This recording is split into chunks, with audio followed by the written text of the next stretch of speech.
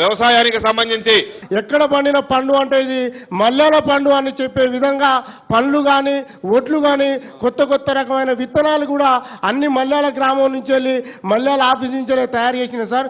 గత 10 సంవత్సరాల నుండి ఆ ఆఫీసుకు ఇన్ఛార్జీల వల్లనే ఏం జరగలేకపోతుంది సార్. దయమైలైన పెద్దరు ఈ దశ దిశ వేదిక ద్వారా నేను ఆ ఒక గ్రామస్తుడుగా, నేను ఒక ముస్లిం దూదేకుల జిల్లా అధ్యక్షుడిగా నేను ఒక కోరుకునేది ఏంటంటే రేపటి తరానికి రైతన్నే వెన్నుముకగానే చెప్పుకునే ఈ ప్రభుత్వం కానీ మన ఇక్కడ ఉన్న పాలకులం కానీ అందరూ కూడా రైతును ముందుకు నడిపించే దిశగా ముందుకు పోవాలంటే ఆ యూనివర్సిటీలో సైంటిస్టులను ఏర్పాటు చేయాలని ఈ సభాముఖంగా నేను కోరుకుంటా ఉన్నాను సార్. Thank you. ఇలా ఏవలన్నా ప్రైవేట్ కంపెనీలలో ఒక సెల్ ఫోన్ ఆఫీస్ పెట్టుకుంటామంటేనో ఒక ఏదన్నా వ్యవస్థ నడిపించుకుంటాం అనుకుంటే ప్రభుత్వాలు ఇమ్మీడియట్గా ఇక్కడ కొన్ని వేల ఎకరాల భూమి ఉన్నది, కొన్ని ఎకరాల భూమి ఇస్తున్నారు. కానీ వ్యవసాయానికి సంబంధించిన సాంకేతిక సలహా మండలి కాలానికి అనుగుణమైన విత్తనాలు ప్రభుత్వం తరఫున తయారు చేసి రైతులకు ఇద్దామన్న ఆలోచన ఇప్పటివరకు ఎవరికి లేదు సార్. మీ దగ్గర కూడా నకిలీ విత్తనాల ప్రాబ్లం ఉండిందా సార్?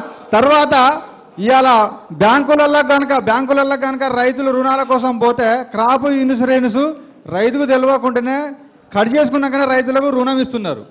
రెండోది ఇవాళ మిరప విత్తనాలు అనేవి మొత్తం టోటల్గా అవి నకిలీ అని మన రాష్ట్ర ముఖ్యమంత్రి నోరుతోడే చెప్తాడు. కానీ రైతులందరి దగ్గర ఇన్సూరెన్స్ కట్ చేసినప్పుడు విత్తనాలు నకిలీ అయినప్పుడు పంట నష్టపోయినట్టే. పత్తి విత్తనాలు తెలిసినాయి.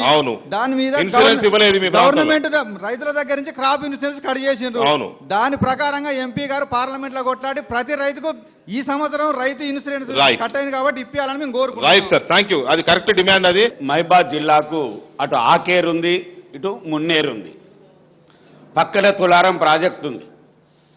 దీనికి సౌకర్యం కావాలంటే, సాగునీరు కావాలంటే రైతులకు వ్యవసాయం మీద ఆధారపడిన వాళ్ళు 73% గ్రామీణ ప్రాంతాల నుంచి ఉన్నారు.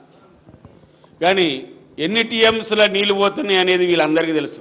ఒక్క మున్నేరు వాగు నుంచి దాదాపు 100 నుండి 1500 టీఎంసీల నీళ్లు వర్షాకాలం వెళ్ళిపోతున్నాయి.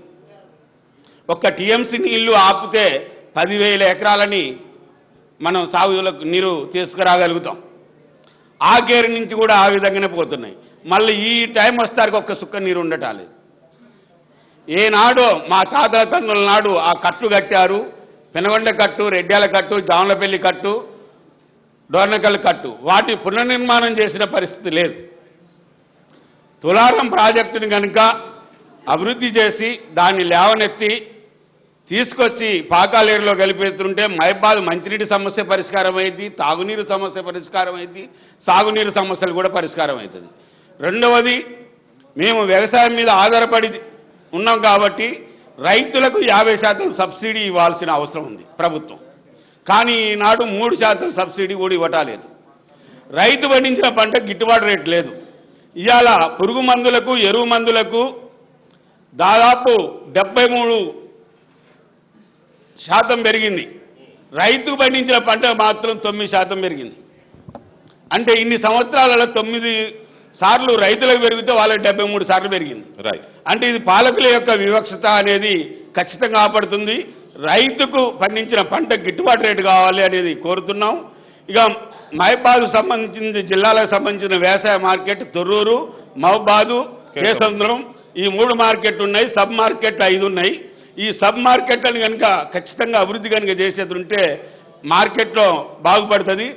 ఉంటే సరుకు రైతు కాడు ఉండాలి, ఉంటే వ్యాపారస్తుడి కాడు ఉండాలి, దళారుల కాడికి ఎందుకు ఉంటుంది అనేది కూడా పాయింట్ వాళ్ళని చేసుకోవాల్సిన.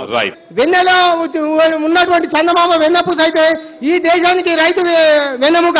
అంటే వెన్నెముకగా రోగం వస్తే సర్వంగా శరీరం పడిపోతుంది. అటువంటి రైతును మీరు వెన్నెముక లేకుండా చేస్తున్నారు పాలకులు. ఏ పాలకులైనా కానీ, గత పాలకుల వైఫల్యమైనా ఈ పాలకుల వైఫల్యమైనా కూడా ఇదే విధంగా ఉంది. కాబట్టి రైతును గౌరవించేటువంటి సంప్రదాయమే కాదు, రైతును కాపాడుకునే పరిస్థితి వాళ్ళే. మీరు నీళ్ళు ఇవ్వగానే మాకు నిండది కడుపు. మేమేమంటున్నామంటే ధరకు గిట్టుబాటు ధర ఇవ్వండి. 3 పంటలు పండిస్తే 3 సార్లు మోసపోవాల్సిన పరిస్థితి రైతుకు లేదు. మేము పండించే పంటలు 18 సంవత్సరాల నుంచి అదే విధంగా ఉన్నాయి. కానీ మీ రాజకీయ నాయకుల యొక్క జీతాలు 18 గంటల చట్టసభలో పెరిగినాయి. ఎందుకు పెరిగినాయి? మాకెందుకు పెరగలేదు మద్దతు ధర? దయచేసి ఏ ఒక్క ఎమ్మెల్యే కూడా తెలంగాణ యొక్క ఆదేశాల లోపల నాకు ఈ జీతం వద్దు, నేను తీసుకోను, ఎంపీ కానీ ఎమ్మెల్యే కానీ ఎవరైనా మీరు అనలేదు ఇంతవరకు. 18 సంవత్సరాల రేటు మా అట్లే ఉన్నాయి మద్దతు ధరలు. మేమేమైపోవాలి? మమ్మల్ని గౌరవించండి. వ్యవసాయం రైతు ఏడిచినప్పుడు రైతు ఏడిస్తే దేశం బాగుపడదు, గొడ్డు ఏడిస్తే కూడా వ్యవసాయం బాగుపడదు. కాబట్టి మమ్మల్ని కాపాడండి. లేకపోతే ఇట్లా ఏ విధంగా ఉన్నది? సాగు సమరంలో ఓడిపోయి బ్రతుకు రూపవాదం చిన్నపోయే కరువు మేఘం కమ్ముకున్నది, మృత్యుశోకమే మిగిలిందిరా, మృత్యువై కుటుంబాన్ని కబలించిందిరా. ఇట్లా ఆత్మహత్యలో మేము పోతున్నాం. మీరు పోవచ్చు, కానీ ఆత్మస్థైర్యం ఇవ్వండి. గత పాలకుల వైఫల్యమా, ఈ పాలకుల వైఫల్యమా నేను చెప్పడం లేదు. 2 సంవత్సరాలు అయినా కూడా ఈ ఆత్మహత్యలు ఆగలేదు. కాబట్టి వీటి ఆత్మస్థైర్యం నింపడానికి, ఆత్మధైర్యం ఇవ్వడానికి చాలా సూచనలు ఇచ్చి రైతును కాపాడుకోవాల్సినటువంటి కర్తవ్యం బాగా ఉంది. ముఖ్యంగా మహబూబాద్ జిల్లా అనేది గ్రామీణ ప్రాంతం జిల్లా. అందులో ఇది మొత్తం కూడా వ్యవసాయ ఆధారితమైనటువంటి జిల్లా. కాబట్టి ఈ జిల్లా లోపల ముఖ్యంగా చెరువుల మీద, అదేవిధంగా చిన్న చిన్న చెరువుల మీద, బావుల మీద ఆధారపడే వ్యవసాయం నడుస్తుంది. కాబట్టి ముఖ్యంగా ఈ మహబూబాద్ జిల్లా లోపల ఒక బయ్యారం చెరువు ఒక్కటే పెద్ద చెరువు, మిగతా అన్ని కూడా చిన్న చిన్న చెరువులు, అదేవిధంగా వ్యవసాయం మొత్తం కూడా బావుల మీద ఆధారపడి నడుస్తుంది.